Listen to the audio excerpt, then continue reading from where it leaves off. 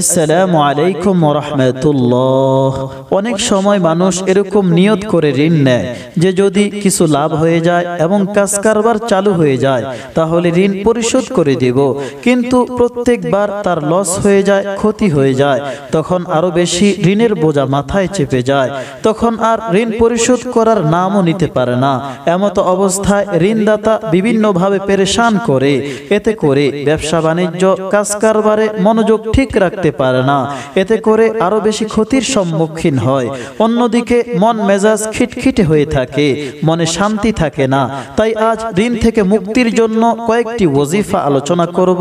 যদি এই ওয়াজিফাগুলি করেন তাহলে ইনশাআল্লাহ ঋণ থেকে মুক্তি পেয়ে যাবেন। আল্লাহ তাআলা ঋণ থেকে মুক্তির কোনো মাধ্যম তৈরি করে দিবেন। ঋণ থেকে মুক্তির জন্য সর্বোত্তম আমল যেটি আল্লাহর নবী সাল্লাল্লাহু আলাইহি ওয়াসাল্লাম হযরত আলী রাদিয়াল্লাহু তাআলা আনহুকে বলেছিলেন, সেই দোয়াটি পড়ুন। কিভাবে পড়বেন?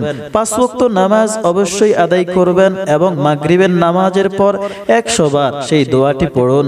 সর্বপ্রথম 3 বার দুরূদ শরীফ পড়ুন, অতঃপর 100 বার এই দোয়াটি পড়ুন।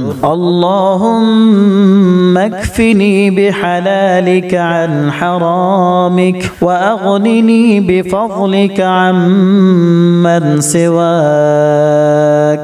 100 বার এই দোয়াটি পড়ে শেষে আবার 3 বার দুরূদ শরীফ পড়ুন, অতঃপর দোয়া করুন। প্রত্যেক দিন এভাবে এই আমলটি করতে থাকুন, ইনশাআল্লাহ ঋণ থেকে মুক্তি পাবেন, ঋণ পরিশোধ হয়ে যাবে।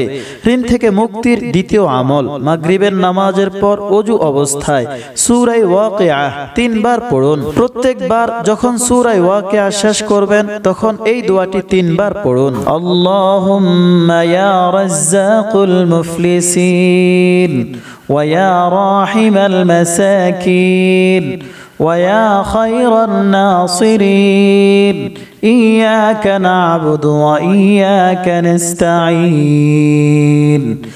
اللهم إن كان رزقنا في السماء فأنزله وإن كان في الأرض فأخرجه وإن كان معدوما فأنبته وإن كان بعيدا فقربه وإن كان قريبا فيسره وإن كان يسيرا فكبره وإن كان كثيرا فطيب لنا وبارك لنا وارحمنا وارزقنا وأنت خير الرازقين برحمتك يا أرحم الراحمين। প্রত্যেকবার 3 বার করে সর্বমোট 9 বার এই দোয়াটি পড়ুন এবং সূরা ওয়াকিয়া 3 বার পড়ুন। 40 দিন এভাবে আমলটি করুন, একদিনও যেন মিস না হয়। ইনশাআল্লাহ যত বড় ঋণ হোক পরিশোধ হয়ে যাবে। ঋণ পরিশোধ করার জন্য 3 নাম্বার আমল, 5 ওয়াক্ত নামাজ আদায় করবেন এবং তাহাজ্জুদের নামাজের সময় উঠে ওযু করে তাহাজ্জুদের নামাজ আদায় করে 3 বার এই দোয়াটি পড়ুন।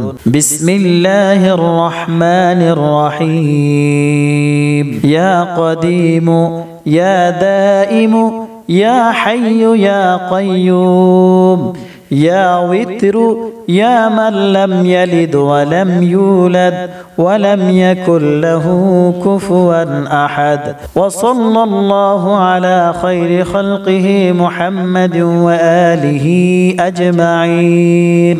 আল্লাহু নূরুস সামাওয়াতি ওয়াল আরদ ইয়া যাল জালালি ওয়াল ইকরাম برحمتك يا أرحم الراحمين।